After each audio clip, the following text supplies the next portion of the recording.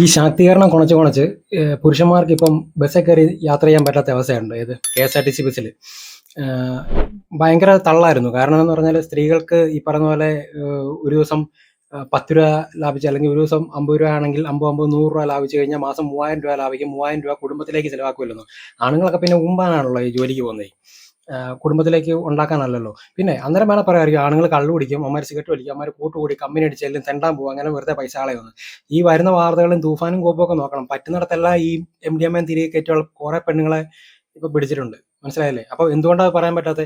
കള്ളു കുടിക്കാത്ത ആണുങ്ങളുണ്ട്, സിഗരറ്റ് വലിക്കാത്ത ആണുങ്ങളുണ്ട്, കുടുംബത്തിന് മാത്രം പട്ടിപ്പണി എടുക്കുന്നവരുണ്ട്. ഇവർക്കൊരു 3000 രൂപ ലാഭിച്ചു കഴിഞ്ഞാൽ എന്നാ പുളിക്കുവോ? ഇല്ലല്ലോ. അതുപോലെ ഉള്ളു ഈ പെണ്ണുങ്ങൾക്കും. എത്ര പെണ്ണുങ്ങൾ ഈ പറയുന്ന ജോലിക്ക് പോകുന്നുണ്ട്? ആണുങ്ങളെ അപേക്ഷിച്ച് ആണുങ്ങളാണോ ജോലിക്ക് പോകുന്നത് കൂടുതൽ? ജോലിക്ക് പോകുന്ന പെണ്ണുങ്ങളെ സംബന്ധിച്ചേ അവർക്ക് ഈ പറയുന്ന ലാഭം ഉണ്ടായ അതുപോലെ തന്നെയാണ് ആണുങ്ങൾക്കും. എന്നിട്ട് ഈ കാശ് മുടക്കിയാണ് ഈ ബസ്സിൽ കയറി പോകുന്നത്. എന്നിട്ട് കാശ് മുടക്കി ബസ്സിൽ കയറി പോയിട്ട് ഇമാതിരി ചെറ്റ വർത്താനാ പറയുന്നെങ്കിൽ ഈ പറയുന്ന ഇവളുമാർക്കൊന്നും ഈ പറയുന്ന കാശ് ഇല്ലാതെ പോകേണ്ട കൊടുക്കേണ്ട കാര്യമൊന്നുമില്ല. ഇതിന്റെ ആണുങ്ങളെ പിന്നെ എന്നാ വെറുതെ കിട്ടിയതാണോ? ഇന്നലെ കണ്ടായിരുന്നല്ലോ ഒരു ചോദിക്കുന്നത് കേട്ടിട്ട് വരാം.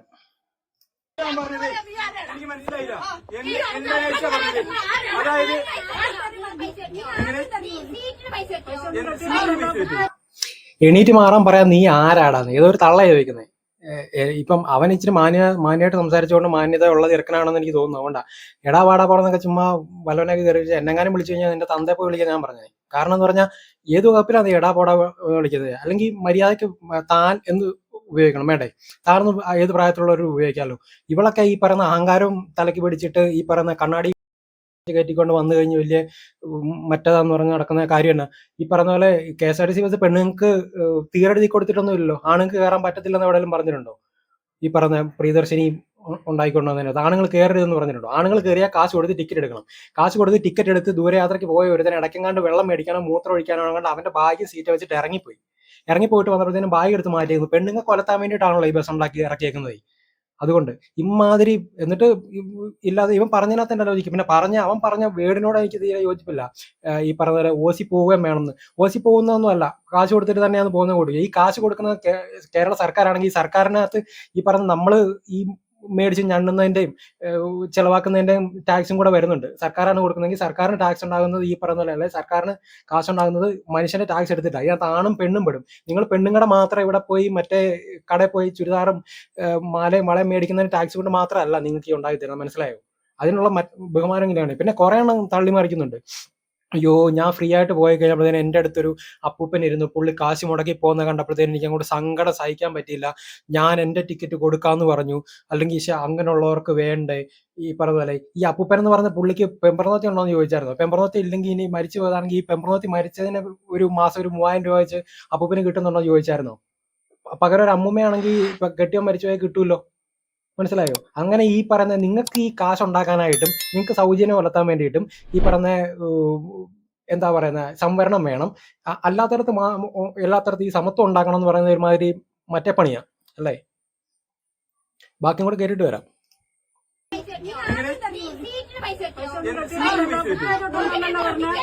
എന്റെ പൊന്നു മോളെ, ഞാൻ ഈ സീറ്റ് ഈ ബാഗ് അവിടെ ഇട്ടിരുന്നതാണ്. മനസ്സിലായോ? ഞാൻ ഇത് അവിടെ ഇട്ടിരുന്നതാണ്.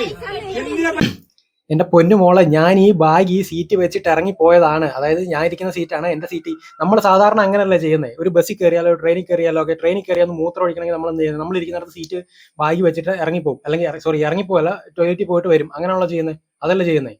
അത് തന്നെയല്ലേ ഇവനും ചെയ്തേ. ഇത്രയും കാലം ഇല്ലായിരുന്നൊരു പ്രശ്നമല്ല. ഇത്രയും കാലം ഇങ്ങനെയൊക്കെ ആയിരുന്നല്ലോ. നമ്മൾ ഈ പോയിട്ടൊക്കെ ഉണ്ട്. നമ്മൾ ഈ പറയുന്ന ദൂരെ യാത്ര KSRTCയിലും ബസ്സിലും എല്ലാ ബസ്സിലും പോയിട്ടുണ്ട്. എങ്ങനെ ചെയ്യുന്നത്? ഒന്നെങ്കിൽ ഈ പറയുന്ന ബാഗ് എടുത്ത് വെക്കും. ഇനി ബാഗ് ഇല്ലെങ്കിൽ എന്തെങ്കിലും ഒരു കുടയെങ്കിലും എടുത്ത് സീറ്റേ വെക്കും. വരുന്നവൻ അറിയാം ഈ കുട വിട്ടിരിക്കുമ്പോഴത്തേന് അവിടെ ഏതോ ഒരുത്തൻ ഉണ്ട് ഇപ്പം വരാനുള്ളതെന്നല്ലേ. അതല്ലാതെ ഈ എന്നിട്ട് ചോദിക്കുന്നത് നീ സീറ്റിന് കാശ് കൊടുത്തോന്ന്. സീറ്റിന് കാശ് കൊടുത്തോന്ന് ചോദിച്ചാൽ ടിക്കറ്റ് എടുത്തെന്നുള്ളതല്ല ചോദിക്കുന്നത്. അവൻ ഇരിക്കുന്ന സീറ്റ് അവൻ കാശ് കൊടുത്ത് വാങ്ങിച്ച് അവിടെ കൊണ്ടേ നട്ടുമൂളിട്ട് മുറുക്കി വെച്ചാണെന്ന്. ഇവളങ്ങനെ ഈ കുടുംബത്തോടെ ഈ തന്തയും തള്ളയെല്ലാം കൂടെ സീറ്റും ചുമന്നുകൊണ്ട് വന്നിട്ട് ബസ്സൊക്കെ കയറ്റി വെൽഡ് ചെയ്ത് വെച്ചിട്ടാണോ ഇവളൊക്കെ പോകുന്നത്? അല്ലല്ലോ. ഒരു കോമൺ സെൻസ് വേണ്ടേ? അങ്ങനെ അല്ലല്ലോ സാറിന് യാത്ര ചെയ്യുന്നത്. ടിക്കറ്റ് എടുത്തു കഴിഞ്ഞാൽ ടിക്കറ്റ്, റിസർവേഷൻ ടിക്കറ്റ് ഇല്ലാത്ത ബസ്സാ, പിന്നെ എന്നാ ചെയ്യാൻ പറ്റും? ശരിയല്ലേ? ഇനി ബാക്കി കൂടെ കേക്ക്. നിങ്ങളുടെ സീറ്റ് നിങ്ങൾ മാറി തരുമോ? അത് മതി. ഈ സീറ്റ് എനിക്ക് വേണ്ട. മര്യാദ ഉണ്ടല്ലോടാന്ന് തള്ള വിളിക്കുന്ന. മര്യാദ ഉണ്ടല്ലോ. ഇവക്ക് എന്നാ മര്യാദയുണ്ട്?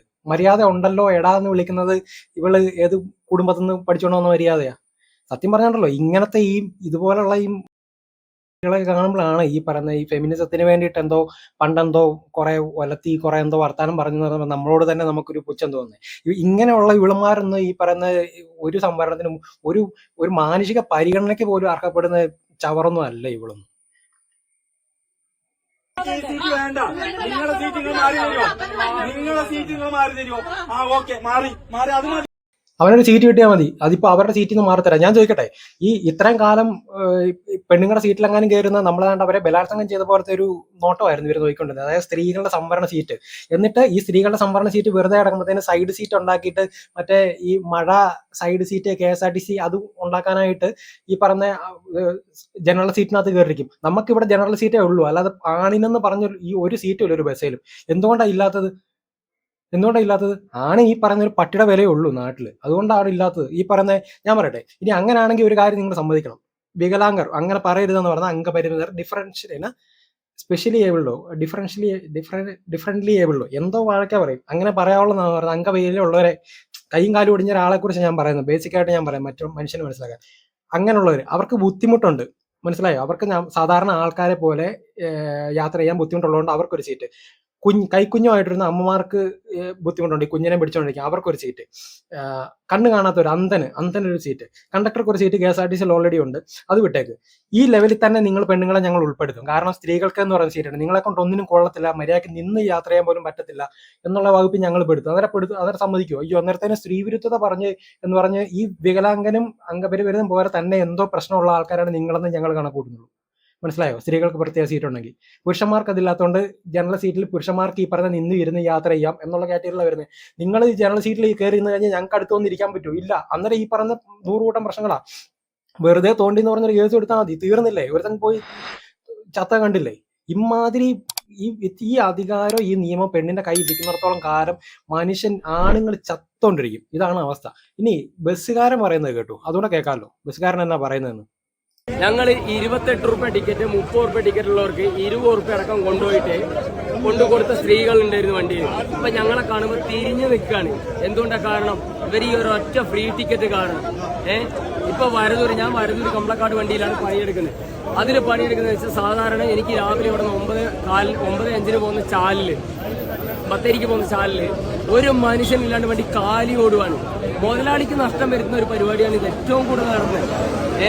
ഇപ്പൊ സതീശൻ ചെയ്യുന്ന പരിപാടി എന്ന് വെച്ചാൽ തമിഴ്നാട്ടിലും കർണാടകയിലും ചെയ്യുന്ന പരിപാടി കണ്ടിട്ട് അതേപോലെ ചെയ്തു നോക്കിയത് ഇപ്പൊ 8 നില പൊട്ടിയിട്ട് പരിപാടി നിൽക്കുകയാണ്. ഞങ്ങളിപ്പം വീട്ടിലേക്ക് 1000 റുപ്യ വരെ കൂലി കൊണ്ടുപോയിരുന്ന ഒരു ഡ്രൈവറും കണ്ടക്ടറും ഇപ്പൊ കൊണ്ടുപോകുന്ന എത്ര അറിയോ? 300-400 റുപ്യ കൂലിയിലാണ് വീട്ടിൽ പോകുന്നത്. എന്റെ അമ്മയ്ക്ക് വെരിക്കോസ് വെയിൻ വന്നിട്ട് ഡെയിലി ആഴ്ചയിൽ 10-20,000 റുപ്യ ചെലവ് ഹോസ്പിറ്റലിൽ. ഞാനിപ്പോ അതിനു വേണ്ടിയിട്ട് കടം വാങ്ങുകയാണ്.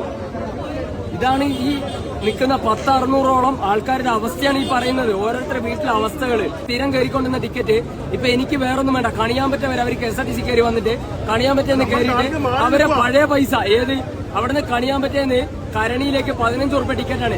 ആ 15 റുപ്യ ടിക്കറ്റിന് 10 റുപ്യ തന്നെ പറയും ഞങ്ങൾ സ്ഥിരം ടിക്കറ്റ് അല്ലേ. എന്ത് സ്ഥിരം ടിക്കറ്റ്? KSRTCക്ക് ഫ്രീ കയറി വന്നിട്ടാണോ സ്ഥിരം ടിക്കറ്റ് കയറുന്നത്? ഇതാണ് അവസ്ഥ വരുന്നത്. ഞാൻ വണ്ടിപ്പണിക്ക് ഇറങ്ങിയവനാ. ഇതിന്റെ അവസ്ഥ ഞങ്ങൾക്കായി അറിയുള്ളൂ. വണ്ടിപ്പണിയിൽ ഏതൊക്കെ ഒരുത്തരം ഈ വണ്ടി കയറുന്ന ആർക്കും അറിയോ ഈ വണ്ടിയുടെ അവസ്ഥ എന്താണെന്നുള്ളത്? അത് ജനങ്ങളും കൂടി മനസ്സിലാക്കണം. അതിനു വേണ്ടിയിട്ടാണ് ഇന്ന് ഞങ്ങളെ സമരം. അതിന് മുഖ്യമന്ത്രി എന്ത് ചെയ്യാൻ പറ്റുമോ അത് ചെയ്തു തരിക. അതിൽ കൂടുതൽ ഞങ്ങൾക്കൊന്നും പറയാനില്ല. ഒരു വ്യക്തിന് മാത്രമല്ല, എല്ലാവരുടെ അവസ്ഥയാണ് ഇപ്പൊ പറഞ്ഞേ. നമ്മുടെ എല്ലാവരുടെയും അവസ്ഥ അതുപോലെ തന്നെയാണ്. 28 രൂപ ടിക്കറ്റ് 20 രൂപയ്ക്ക് കൊടുക്കും സ്ഥിരം ആളുകളായതുകൊണ്ട്. ഇത് നമ്മൾ സാധാരണ പ്രൈവറ്റ് ബസ്സിലൊക്കെ സ്ഥിരമായിട്ട് കാണുന്ന ഒരു പരിപാടിയാണ്. അതായത് നമ്മൾ സ്ഥിരം എന്നും ആ ബസ് തന്നെ യാത്ര ചെയ്യുന്നെങ്കിൽ ഉദാഹരണം 22 രൂപയോ അല്ലെങ്കിൽ 25 രൂപ അല്ലെങ്കിൽ 28 രൂപയൊക്കെ ടിക്കറ്റ്. ഞാൻ ഇവിടുന്ന് ഈ പറഞ്ഞ പോലെ ഇവിടുന്ന് 43 രൂപ 40 രൂപ ഇവിടുന്ന് ടിക്കറ്റിന്. ചിലപ്പം തൊട്ടടുത്ത സ്റ്റോപ്പിൽ നിന്നാണെങ്കിൽ 28 രൂപ 38 രൂപയേ ഉള്ളൂ. ചിലപ്പോൾ നമുക്ക് 38 രൂപയുടെ ടിക്കറ്റ് ആയിരിക്കും തരുന്നത്. നമ്മൾ കയറുന്ന സ്റ്റോപ്പിൻ്റെ അല്ല അടുത്ത സ്റ്റോപ്പിൽ നിന്നുള്ള ടിക്കറ്റ് ആയിട്ടായിരിക്കും നമുക്ക് തരുന്നത്. അത് അവർ കുറച്ച് തരുന്നത്. കാരണം നമ്മൾ സ്ഥിരം കയറുന്ന ആൾക്കാരാണെങ്കിൽ അതിനുവേണ്ടി കുറച്ച് തരുന്ന ഈ പരിപാടി എല്ലാ പ്രൈവറ്റ് ബസ്സുകാരും ചെയ്യാറുണ്ട്. അത് നല്ല കാര്യമാണ്. കാരണം ഇവർ സ്ഥിരം കയറും. ഇനി ഇല്ലെങ്കിൽ തന്നെ ഈ ബസ് ഇല്ലെങ്കിൽ അവർക്ക് ഈ പറയുന്ന അവർക്ക് അറിയാനുള്ള മാർഗ്ഗങ്ങളുണ്ട്. അവരെ ഇൻഫോം ചെയ്യും. ബസ് നേരത്തെ ആണെങ്കിൽ അല്ലെങ്കിൽ ബസ് ലേറ്റ് ആയാലും ഇതെല്ലാം അറിയാൻ പറ്റുന്ന ഒരു സംവിധാനമാണ് ഈ പ്രൈവറ്റ് ബസ് എന്ന് പറയുന്ന സംഭവം. പക്ഷേ ഈ പറഞ്ഞ പോലെ ഒന്ന് ആലോചിച്ച് നോക്കിയേ, ഇപ്പൊ KSRTC വന്നുകൊണ്ട് ഈ പറയുന്ന ആൾക്കാരെല്ലാം പോയി, എന്നിട്ട് KSRTC വന്നിട്ട് KSRTC ഇല്ലാത്ത കുറച്ച് ദൂരം മാത്രം പോകാനായിട്ട് ഞങ്ങൾ സ്ഥിരം ടിക്കറ്റ് ഉള്ളതെന്ന് വെച്ച് 15 രൂപ ടിക്കറ്റിന് 10 രൂപ എടുത്ത് കൊടുക്കുന്നു. മനസ്സിലായില്ലേ? ഇപ്പം ഇതാണ് അവസ്ഥ. ഈ പ്രൈവറ്റ് ബസ്സൊക്കെ ഉടനെ പോകും. എൻ്റെ ഒരു അഭിപ്രായത്തിൽ ഇപ്പോൾ എനിക്ക് പറയാനുള്ള പ്രൈവറ്റ് ബസ്സുകാർക്ക് ഇപ്പം ചാർജ് കുറവാണെന്നുള്ളൊരു പ്രശ്നം അവർ പണ്ടും പറയാറുണ്ട്, ഇപ്പോഴും പറയാറുണ്ട്, എല്ലാ കാലത്തും അത് പറഞ്ഞുകൊണ്ടിരിക്കും. ഇപ്പം മിനിമം ചാർജ് 10 രൂപയാണല്ലോ. ഈ 10 രൂപയിൽ കൂടി മിനിമം ചാർജ് എന്ന് പറഞ്ഞാൽ 11 രൂപ 12 രൂപ വാങ്ങിക്കാൻ പറ്റില്ല നിയമപ്രകാരം എന്നുള്ളതല്ലേ ഈ പറയുന്ന പ്രൈവറ്റ് ബസ്സുകാരുടെ പ്രശ്നം. നിങ്ങൾ വാങ്ങിക്കേണ്ട.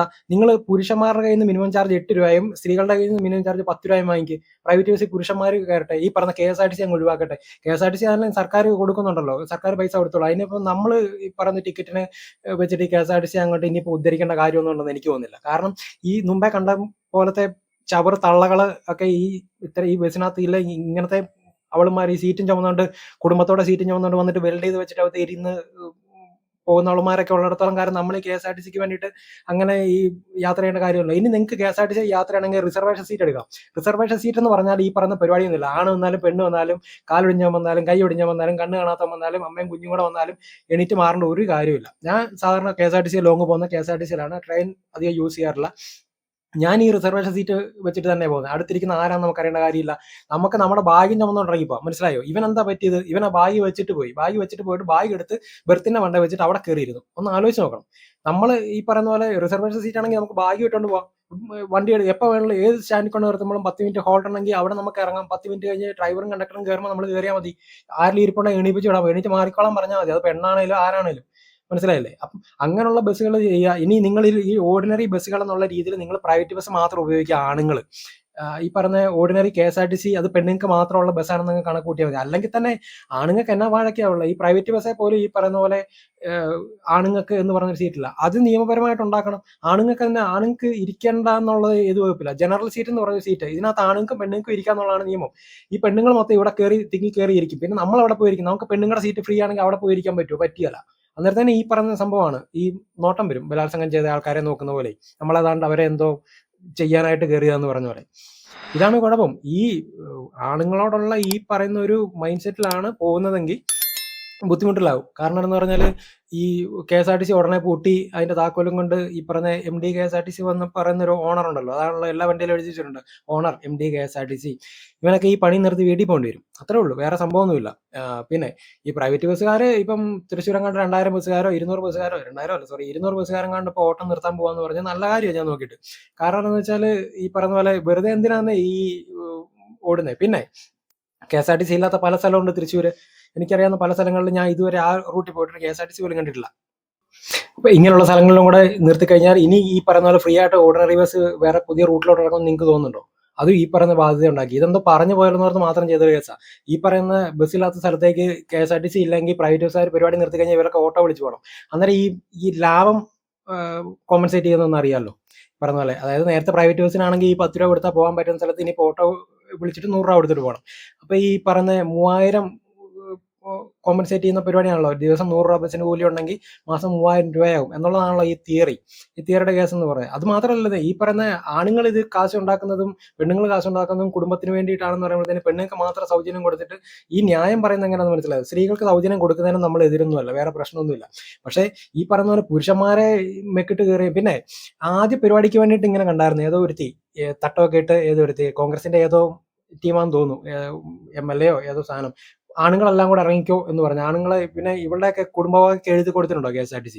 ആണുങ്ങൾ ഇറങ്ങിപ്പോക്കോളം പറഞ്ഞു. ഇത് എല്ലാവർക്കും പറ്റും. നിങ്ങൾക്ക് ഈ പറയുന്ന ഞങ്ങൾ കാശുണ്ടാക്കി നിങ്ങളുടെയും കൂടെ ടിക്കറ്റിനുള്ള നശിച്ച് നാരണക്കല്ല് പിടിക്കട്ടെ പുല്ല് എന്ന് പറഞ്ഞിട്ട് തരുന്ന പൈസ അങ്ങനെ കൂട്ടിയാൽ മതി.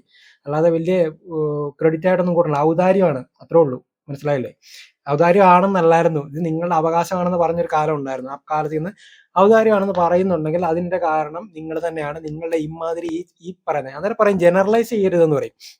പിന്നെ നിങ്ങൾ ഏത് വകല ഇപ്പൊ ജനറലൈസ് ചെയ്തത്, അല്ലെങ്കിൽ ഈ സർക്കാർ ഏത് വകല ജനറലൈസ് ചെയ്തത്? ആണുങ്ങൾക്ക് ഈ പറയുന്ന പോലെ 100 രൂപയാണ് വണ്ടിക്കൂലി ചെലവെങ്കിൽ അതൊരു 3000 രൂപ ലാഭിച്ചാൽ ആണുങ്ങൾ അത് കുടുംബത്തിൽ ചെലവാക്കില്ല എന്നുള്ള തോട്ട് ഇവിടെ നിന്ന് അന്നേരം ജനറലൈസ് ചെയ്തതല്ലേ? കള്ളു കുടിക്കാത്ത എത്ര പേരുണ്ട്? ബീഡി വലിക്കാത്ത എത്ര പേരുണ്ട്? കുടുംബത്തിലോട്ട് പൈസ കൊണ്ടുപോകുന്ന എത്ര പേരുണ്ട്? അന്നേരം ഈ പറയുന്ന സാധനങ്ങളൊന്നും നിങ്ങൾക്ക് വർക്ക് ചെയ്യല്ലോ. മനസ്സിലായില്ലേ? പെണ്ണുങ്ങൾക്ക് മാത്രമാണല്ലോ. എന്നിട്ട് ഈ കൺട്രോൾമാരെല്ലാം ഈ MDMA തൂക്കി അവിടുന്ന് ഇവിടുന്ന് പിടിച്ച് ഈ പറഞ്ഞ ഉറങ്ങാതിരിക്കാനായിട്ട് MDMA അടിക്കുന്നു. പിന്നെ പറയുന്ന സുഖം കിട്ടാനായിട്ട്. എന്നിട്ട് ഇത് വെക്കാനുള്ള പ്രത്യേക സ്ഥലം ഉണ്ടല്ലോ. അതുകൊണ്ട് കുഴപ്പമില്ല. പെണ്ണുങ്ങളെ ചെക്കും ചെയ്യാല. എങ്ങനെ ചെക്ക് ചെയ്യാനാ? വനിതാ പോലീസ് ഇല്ലാതെ എങ്ങനെ? ആണ് നമ്മളൊക്കെ പോയി കഴിഞ്ഞാൽ പോക്കറ്റിനകത്ത് കൈയിട്ട് നോക്കും. പെണ്ണുങ്ങളുടെ പോക്കറ്റിനകത്ത് കൈയിട്ട് നോക്കാൻ പറ്റുമോ? ഇല്ലല്ലോ. ഇതാണ് പ്രശ്നം. ഇത് ഇമാതിരി ഉടായിപ്പായിട്ട് ഇപ്പം ആണുങ്ങളും പെണ്ണുങ്ങളും എല്ലാം ഒരുപോലുണ്ട്. ആണുങ്ങളും പെണ്ണുങ്ങളും കള്ള് കുടിക്കും, ആണുങ്ങളും പെണ്ണുങ്ങളും കഞ്ചാവ് വെക്കും, ആണുങ്ങളും പെണ്ണുങ്ങളും ഡ്രഗ്സ് ഉപയോഗിക്കും, ആണുങ്ങളും പെണ്ണുങ്ങളും സിഗരറ്റ് വലിക്കും. ഇതെല്ലാം ചെയ്യുന്നുണ്ട്. എന്നിട്ട് ഈ പറഞ്ഞ പെണ്ണുങ്ങൾക്ക് മാത്രം കിട്ടിയ കുടുംബത്ത് കൊണ്ടുപോകും, ആണുങ്ങൾക്ക് കിട്ടിയ കുടുംബത്ത് കൊണ്ടുപോയാലെന്ന് എങ്ങനെ പറയുന്നത്? ഇല്ലെങ്കിൽ ഈ പറഞ്ഞ പോലെ എല്ലാ ആൾക്കാരുടെ അഭിപ്രായം പോലെ 60 വയസ്സിന് മേലിലുള്ള ആൾക്കാർക്ക്, സീനിയർ സിറ്റിസൺ എന്നുള്ളത് ഈ വാർദ്ധക്യ പെൻഷൻ വാങ്ങിക്കുന്ന ആൾക്കാർക്ക്, ഇങ്ങനെയുള്ള ആൾക്കാർക്ക് വെക്ക്.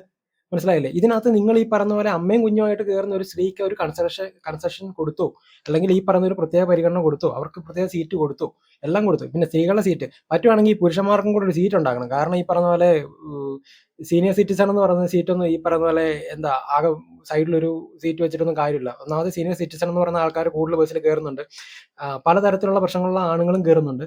അല്ലാതെ ഈ പെണ്ണുങ്ങൾക്ക് മാത്രം എന്തോ പ്രത്യേക സംവരണം, എന്നിട്ട് ഈ പറയുന്ന പോലെ സമത്വം കുണയ്ക്കാനായിട്ട് നടക്കുക എന്ന് പറയുന്ന ഒരുമാതിരി ചെറ്റപ്പരിപാടി. എത്രേ ഉള്ളൂ പറയാം, വേറെ ഒന്നുമില്ല. കൂടുതലൊന്നും പറയാനും കേൾക്കാനൊന്നുമില്ല. വീഡിയോ ഇഷ്ടപ്പെട്ടാൽ ലൈക്ക് ചെയ്യുക, ഇഷ്ടപ്പെട്ടില്ലെങ്കിൽ ഡിസ്ലൈക്ക് ചെയ്യുക, ഇഷ്ടപ്പെട്ടാലും ഇഷ്ടപ്പെട്ടില്ലെങ്കിൽ കമൻറ്റ് ചെയ്യുക. സബ്സ്ക്രൈബ് ചെയ്യാതെ ആരെങ്കിലും കാണുന്നുണ്ടെങ്കിൽ സബ്സ്ക്രൈബ് ചെയ്യുന്ന കാര്യം കൂടെ ഒന്ന് പരിഗണിക്കുക.